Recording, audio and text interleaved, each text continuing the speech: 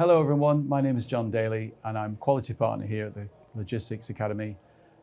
Today we're going to be talking about a career in logistics, and I'm delighted to welcome Patrice Schneider, formerly Vice President Operations for DHL Global. And we're looking just to talk about sustainable careers in logistics. And again, thank you so much for joining us today. So just to say, by the way, how was it getting here? Was everything all right? It's nice and warm? Well, hello, John. Yeah, nice and warm today. Makes a change in the northwest to have a bit of sunshine. But yes, everything was great on the roads so far. Excellent. So really, well, let's get kicked off then. Just tell us a bit about you and about your career and logistics and what it takes to get to the top, really. Okay. So my name is Patrice Schneider. I was until recently the Vice President Operations for DHL supply chain in the UK. I run a transport network of about 1,500 colleagues, 550 trucks, mainly focusing on consumer goods and the automotive sector. My first job goes back quite some time now with a French transport company called Norbert Dentressangle. Mm-hmm. When I joined them, the company had only been running for about 8 years, and they'd gone from a dozen truck when Norbert took over from his dad, and when I joined it already had 300 trucks. So I started my induction with them in their Calais office. And what inspired you to go and get that first job? What was it that attracted you to it? So I had done a degree in transport and logistics in France. My dad had his own transport business, so I wanted to get in the transport arena. And Norbert at the time was a growing business, but it also was expanding Europe-wide, and I wanted to find new cultures and do something a bit different. That's right, because they operated, I think, I've read they operated around 25 different countries at some point. At the end, yes, but initially it was mainly France and the UK, and that's really where he started this business. And as I said, after a few weeks in their Calais depot, they offered me the opportunity to go and work as a planner in their very small freight forwarders office here in Manchester, actually. And as I wanted to travel and do something a bit different, I jumped on the chance. And so there's two questions in there. What sort of a company was it? I mean, what kind of things were they moving? And also tell us a bit about freight forwarding to those that might not be aware of what that is. Yes, so the Norbert really started his business on the back of moving fruit, veg and wine from the south of France to the UK. Mm-hmm. And he was one of the first ones to realize that if he was backloading the trucks in the UK to send them loaded back to France, he would earn more money. Right. And that's how really he started his business and managed to develop it over the years. Yeah. Freight forwarding is a part of the industry where you do not run or own your own equipment, and you use an array of people to move the goods for you. Yeah. So you find subcontractors of all sorts, and so you can do freight forwarding in air freight, sea freight, and road freight as well. So it's finding the right truck at the right price that offers the right service every single day for quite a number of consignments. I've heard it being called the architect of is it architect of supply chain or something like, or the logistics and that kind of thing? I think it gets called a number of different names by different parts of the industry. If you're on the guys who run trucks usually don't really like freight forwarders because they are a middleman. Yeah. So it's something that they're not too keen about. But they serve a really great purpose because they find solutions when other people haven't got solutions. Mm. And within Norbert Dentressangle, if you want, he was sending his French fleet over to the UK. And as I said, he wanted to bring them back loaded. So we in the UK had to find the work to give back to those French trucks to send them back across to the continent. Mm. And as he grew into Spain and into Italy, we had trucks from different nationalities coming over. But every single depot within the organization was independent. So you had to send them back to their place of origin. Yeah. So you always had to really think hard when you were playing. Where is the truck coming into this country? Where do I have my work and where do I need to send it? Fantastic. And as usual in freight forwarding, we were either lacking freight or lacking trucks. So it was a constant game, if you want, of finding additional trucks on top of Norbert Dentresangle's fleet to be able to service the customers, because you had to service the customer. Sounded quite a stressful role, to be honest with you. It was stressful, and especially because the company was growing. And as I said to you, when I joined, it had 300 trucks, and then when I left, I think it had about 6,000. Wow! And you said it served about 25 countries. Went into to the States, bought a transport company in the States. So they did. I think is it Christensen? Got that right? Slavison? So it bought a company in the UK called Salvesen, and then they bought what was TDG in the UK, and then they bought a company in the US called, I think they were called Jacobson. That's right, So they really did obviously move quite quickly. I guess they want to get a bit of market share. But just going back to the freight forwarding, obviously we do our apprenticeship, which is gaining pace. But in terms of somebody going for that kind of role, what kind of basic skills do you think they need for that? You need to be very much like a trader. You have to have a very quick mind to be able to secure the work. You need to be very commercially minded because customers rely on you to find solutions. So you are somebody who has to find solutions all the time.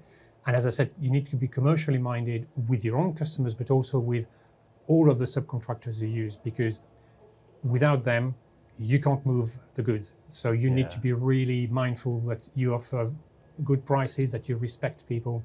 Absolutely. And they come back to you on a regular basis. So it's you are in between, and you have to be very agile and very quick. Brilliant. That's quite useful for us in that. So going back to what you're saying about your role in terms of to Manchester, that must have been so you must have relocated. Yep. I loaded everything I had in my car and set off. I was going to say that. You were not frightened of that risk then?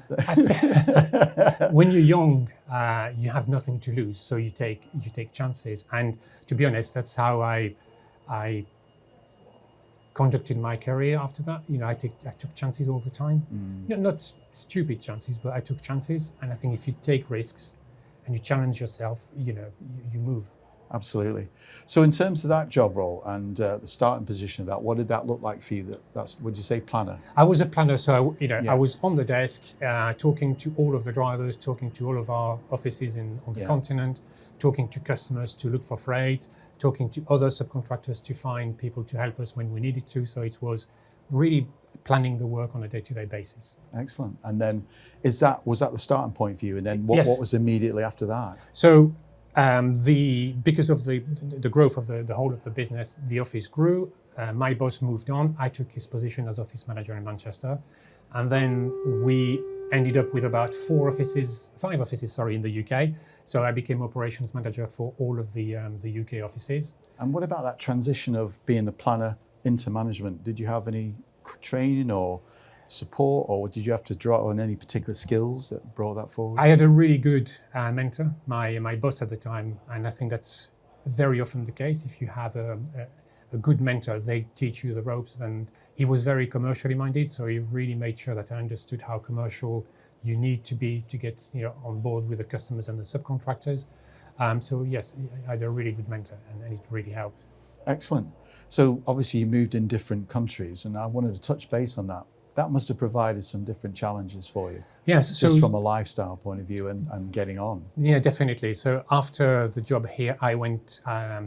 They wanted to open up a subsidiary in Germany, so I volunteered for that. So I went 2 years in Germany, and then they asked me to move to Belgium to also do a 2-year stint in Belgium. And every time it's a challenge because you have to learn the language. Yeah. So you have to really put a lot of effort, and you have to really believe in your ability to learn the languages. But languages are one thing, culture is another thing. You have to really understand how people function. The rules are different. What makes people tick is different. And the rules of the environment in business is different. For example, in Germany, at the time, they started really early in the morning. 7 o'clock, people were at work. But on a Friday after 12 o'clock, nothing moved. Nothing moves. People had gone home. So if you left things to do in the afternoon and you tried to ring people, nothing was happening. Yeah. So you had to think about it. And when you move to Belgium is 3 countries in one. You have a French part, a Flemish part, and a German part, and they all speak different languages. And you have to really understand that. Absolutely. So it's as I said to you, it's the language and it's the culture and it's the rules of business. I can share a little bit of experience there. We don't get grey hair for nothing like this, but when I started out my career, I actually worked in Germany myself, in Bad Nauheim. And you're right, I was 19, never spoke German, and I had to learn very quickly. And you're right, the culture was really important. But did you ever feel that you were drawn to stay there? Because the quality of life was pretty good when I was there, and it was tempting to stay. Yeah, I really enjoyed Germany. Despite all of the cliche you hear, that it's difficult and people are not very open. I found the country and the people smashing, really open. I played football and I was really integrated in the whole of the life. I think my surname did help. But after that, you have to make your own life. No, I really enjoyed that. But I was driven by opportunities, and it was a startup in Germany, and the context at the time with all the regulations was not great, and I knew it was going to take quite some time to develop the business. I was going to ask you about that. Sorry to interrupt you, but what do you mean about startup? Was that like it's almost like a process or a business opportunity? Yes, so I went with another colleague from the firm, and we had to find the office, we had to find the desks, we had to find the customers. So we had to start from scratch and get the brand out, and that was extremely difficult because in the early 90s, most markets were very protected, and it was really difficult to get a toehold in Germany. So we were not really making enough inroads, which is when they approached me to go and move to Belgium, where they had a very tough time with a subsidiary there. It'd been losing a lot of money for some time, and I went there, turned it around, and after 2 years, they asked me to move back to the UK because they had bought some transport businesses, a couple of transport businesses based in the UK, and they asked me to come and be the ops director there. So with that, so over this period of time, then what did you feel that you were learning from all this different experience? What could you say is a takeaway that's been useful out of it? The key thing was actually learning. So languages, culture, way of working, and I was learning different sides of the business, because in Germany it was, again, freight forwarding, but very commercially based. In Belgium, we were running a fleet of unaccompanied trailers. So the trailers were crossing on their own, if you want, between Belgium and the UK. And you had to have subcontractors or drivers at both ends to take the trailers to tip, reload, come back to the port. Wow. Then the ferry company puts them on the boat, and so it's called unaccompanied. So it's a different way of working. You have to have different KPIs in your head on how to manage that business. And it also had a small fleet of powder tankers operating in Europe. So this is a point where you now are at a senior level. Yep. Was that more directorate level as well? Yeah, it was. Yeah, I was the director of the business. So those kind of activities would what a directorate would probably experience. Was there anything, at that level that you'd be expected to take on as to certain responsibilities? So it was so all the commercial part, you were still in charge of that. Operations, you had to manage the operation through people. So that's when the people skills and being able to manage people and run with people is really key. And you need to really acquire quickly a very strong finance background. So you need to be able to read a P&L. You need to be able to interpret the P&L and take the right actions, just to know what to do to make sure you are using the right levers to improve the profits. P&L being for, what was that? So the profit and loss account. Making sure you are spending less than you are earning. Keeping the black. Always. But it's really important. And when you have, transport is a very low margin business. So you can easily lose money. Yeah. So fast forward, obviously you dealt with going through COVID, the challenges there. And also, I noted down you mentioned about how resilience is particularly important, and you mentioned pressure. I think the question, before we move into the next piece, is what advice could you give somebody to be that resilient and to maintain that and to deal with the pressure? Because that's probably an important thing. Yeah, and I think that's sustainability, isn't it? Yeah, and pressure is really something you see every day in our industry. So you have the pressure from the peaks Easter. If you're in the drinks industry, weather like today, you will see a massive peak. You've got to be able to handle that. Christmas is also a massive peak. So peaks and troughs during the year. Any event, weather related, road related, globally related, when you have a pandemic or anything like that, you have all of these things. And pressure in our industry comes down, and it actually increases as it comes down. Right. And really you have to learn how to handle it. Customers usually are very understanding. Out of their peak, they're understanding for about a day. In peaks, it's about a minute. Yeah. And you have to react. You have to find the right solutions. You have to be proactive. And again, we go back to people skill and communication skill. If you make sure that the customers understand that you care and you do the most, it can work, and you need to be honest. Yeah. But the pressure, being able to handle the pressure, for me, is one of the key things, because it is relentless in our industry.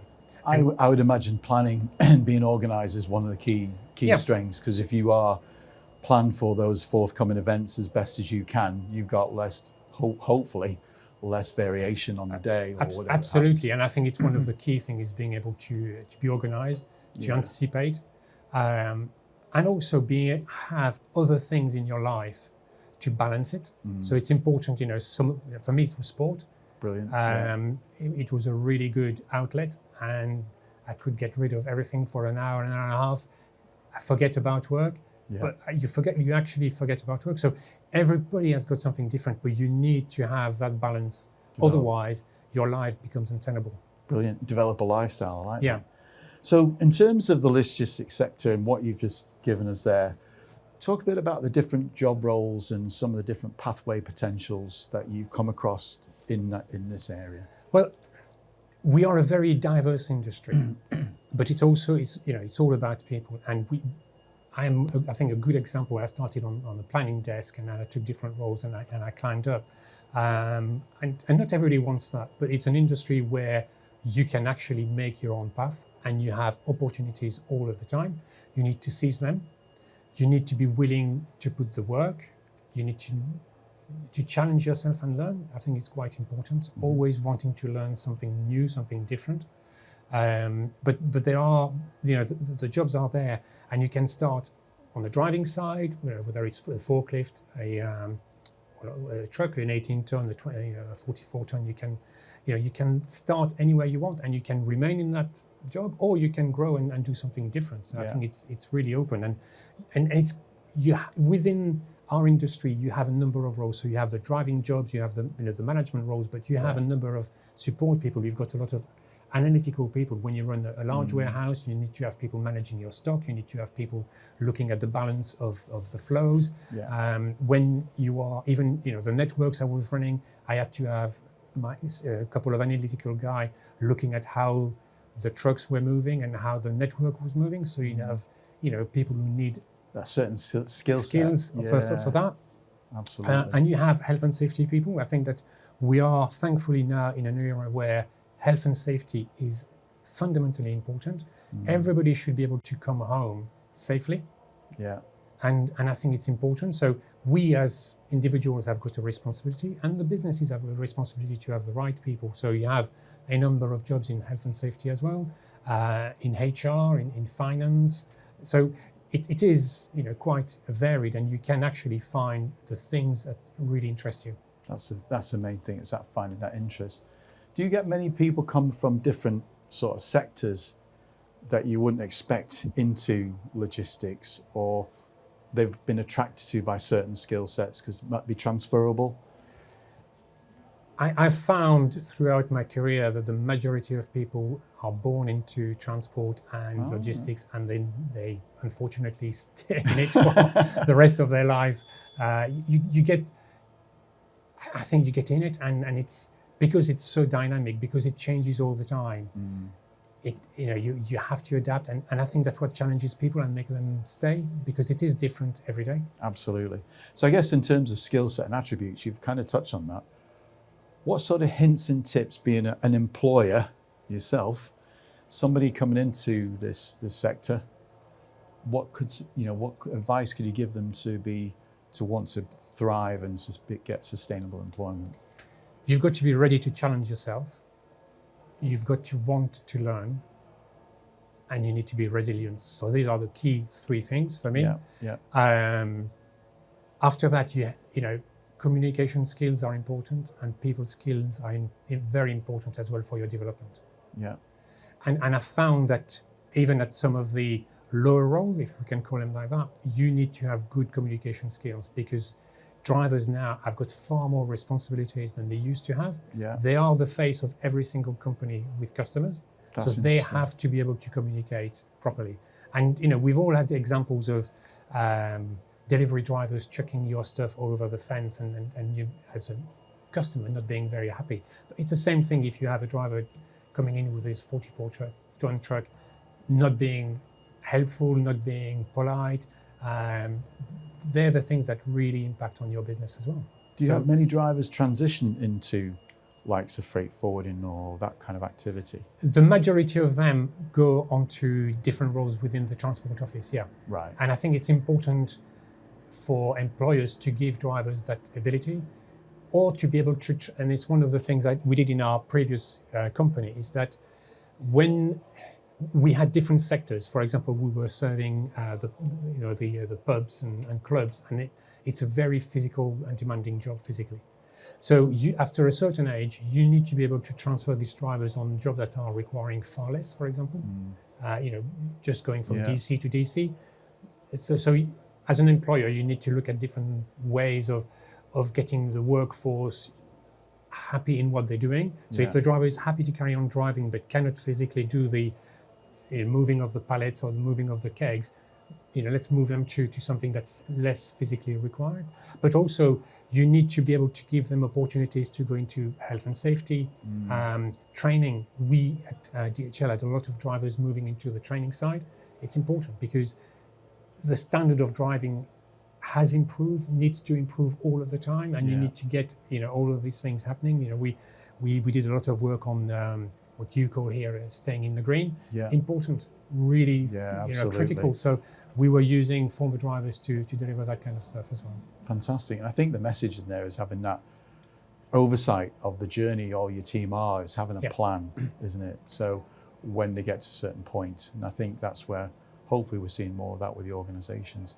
Drawing back then to training and so on, is there any particular training that you found was very much part of in this sector that was useful or particular? I mean, we'll touch on it and also mention about apprenticeships, because you can lead on to that as well, because we talk about apprenticeship route. And do you think that's a good route to go down? I think it's an excellent route. When I started, there were very few routes into the transport and logistics where you were acquiring any technical skills. Now there are far more, and I think it is welcome. The transport and logistics business is also far more demanding now in terms of technical skills. If you think about it, 30 years ago, a driver was asked mainly to look after his load and to drive. Now they need to be able to use apps all of the time. They need to be able to do things that are radically different from before. So I think getting into an apprenticeship route where you are going to be taught different things, different ways of working is, for me, is really key. I think there are two elements. One, you are going to acquire new skills, but also you are going to be taught to learn. And that's really important because we are in a sector that's changing all of the time. I was on one that goes back to your comment about willing to learn all the time, because you're changing all the time. And I was on the Stay in the Green course recently with one of your colleagues, and we talked about the future, which is electrics and gas and hydrogen and stuff. And it's important because none of these vehicles are driven in the same way. If you go on an LNG truck, you need to be able to refill with gas at a very low temperature. If you have compressed gas, it's handled differently. So you have to learn all of the time. It's getting more dangerous. It is, and it's just different. Do you know what I mean? And you need to learn. And I think that in our industry, the pace of progress is massive, absolutely massive. And when I see the number of apps that drivers need to use now, you have to be IT savvy, otherwise you don't have any chance. So I think you kind of answered a lot of that, what I was going to ask you in terms of where the future's going. And I think where I was going to ask you next was, where do you think the job opportunities in the future are looking like? You know, they talk about green jobs, they talk about different sort of roles, and how in the next 20 odd years, the roles are going to be different due to AI and all the rest of it. Where do you see it from a professional at the moment, the direction of travel is going? I think that we are first of all, we are a people's industry. Yes. So that will remain a people's industry for quite some time. The driverless trucks are not here yet. I don't think they're here for quite some time.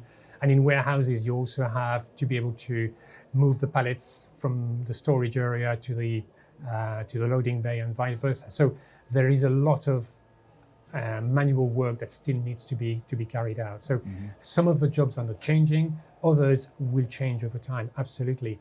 The role of AI, I am not too sure where that is going to apply, but also people have got to understand we are a very diverse industry in terms of the size of companies. So in every single country I have worked in, you have a massive number of small outfits, you know, with 2 or 3 trucks or very small warehouses, a smaller number of medium size and a couple of key players. But you have a lot of small players, and these people are more at the analog stage rather than the digital. So I think that gap also, or that type of companies, is also going to create a bit of a gap in terms of how far the sectors and how fast the sector would grow into AI and other technologies. Fantastic.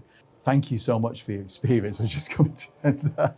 Thank you so much for your experience and what you shared with us and the advice that you've given. It's really been helpful, really been supportive, and thank you for today. Thank you for inviting me. It's a pleasure. John.